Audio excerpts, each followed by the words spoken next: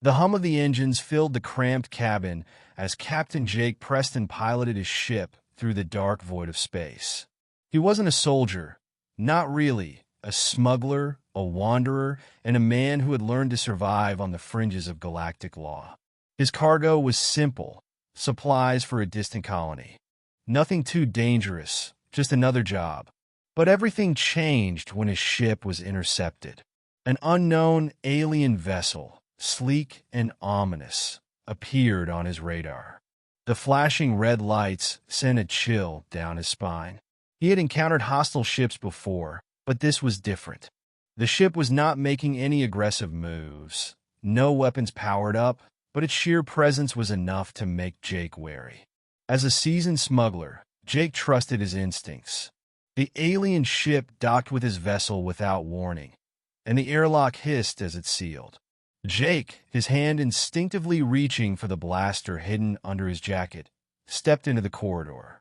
The door slid open, revealing a group of armed soldiers and a lone figure, an alien woman. She was tall, with translucent blue skin that shimmered faintly in the low light. Her eyes were large and dark, with a hint of intelligence and something else, something human.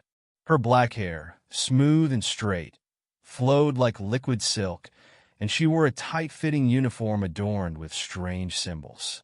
The moment her gaze met his, Jake felt something stir inside him, a connection, though he didn't know why. "Captain Jake Preston," she spoke, her voice calm yet commanding. "We need your ship. You're going to help us?" Jake raised an eyebrow, never one to back down. "I don't help anyone who doesn't pay me first. What do you want?" The woman, unflinching, stepped closer, her alien presence filling the space. "You have no choice. I am Commander Lyra of the Zilvan Empire. You will help us or be imprisoned." A small smirk tugged at the corner of Jake's lips. "I don't take orders from anyone, especially not from an alien." But the situation quickly escalated.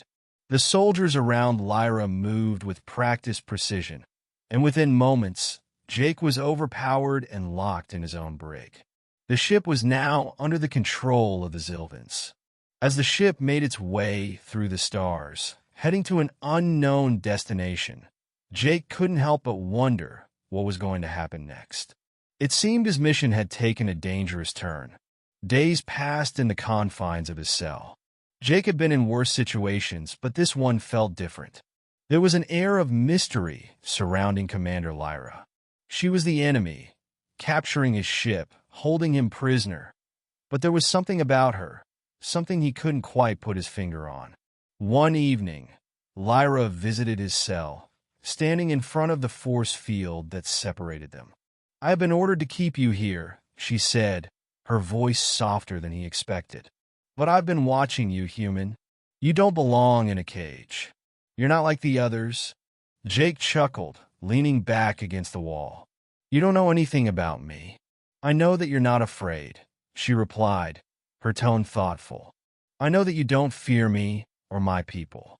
It is unusual for someone from your species." Jake raised an eyebrow. "You think I don't fear you?" Lyra's gaze softened, and for the first time, Jake saw a flicker of vulnerability in her eyes. "I have seen many things in my lifetime, human. I have fought wars, conquered planets, and commanded armies. But what I've never experienced is this." She paused, as if weighing her next words carefully. "This feeling." Jake wasn't sure what she meant. "What feeling?" Lyra hesitated before speaking again. "I cannot explain it, but I feel drawn to you, human. You are unlike any of my kind. There is something about your spirit, your defiance. I don't understand it, but it calls to me." Jake's heart skipped a beat. He had always been a man of independence, a survivor who didn't let anyone get too close.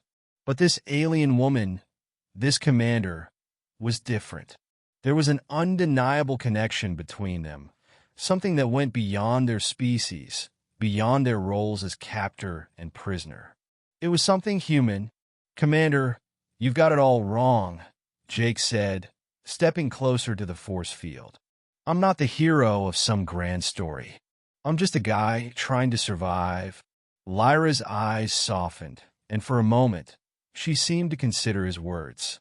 "Perhaps, but I have never been more certain that I need you, Jake Preston." The days that followed were tense. Lyra continued to visit Jake, though their conversations shifted from business to something deeper. They spoke about their worlds, their cultures, and their pasts. Jake learned that Lyra's empire, the Zilvans, had once been a great and powerful race, but now they were fractured, struggling to maintain control over their territory. Lyra was a commander, tasked with holding the empire together, but she was also alone. She didn't trust her people, and in many ways, she found herself questioning the very empire she served. The more they spoke, the more Jake felt the connection between them grow. Despite the fact that she was his captor, despite the fact that they came from two vastly different worlds, he couldn't help but feel that they were the same. Both of them were struggling, fighting against forces they couldn't control, looking for someone to share their burdens with. One night, after a particularly intense conversation, Lyra stood in front of the force field. "I have made my decision," she said, her voice trembling with emotion. "You will be released, but not as a prisoner.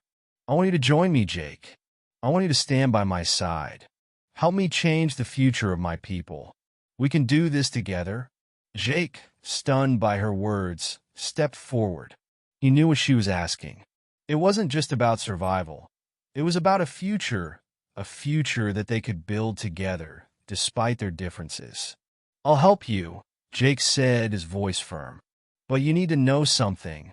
This bond we have, it's not just about saving your empire. It's about us. I want to be with you, Lyra, no matter what happens." Lyra smiled, the first genuine smile Jake had ever seen from her. "Then let us change the stars together." The twist, as Lyra and Jake worked together, not just to save her empire, but to bring peace to her fractured race, they discovered that their bond went deeper than they realized. Lyra, despite her immense power, was unable to have children. Her species, once fertile, had now become sterile. Yet, with Jake's genetic material, they were able to revive the Zilvans' ability to reproduce, creating a new generation that would carry both human and alien DNA, combining their strengths and wisdom. Their union, once a prisoner-captor dynamic, blossomed into something far greater, a love that transcended species, a future that united two races against the challenges of the galaxy. And as the Zilvans entered a new era, Jake realized that he had not only found love in the most unlikely of places, but had also become the catalyst for the survival of an entire alien race.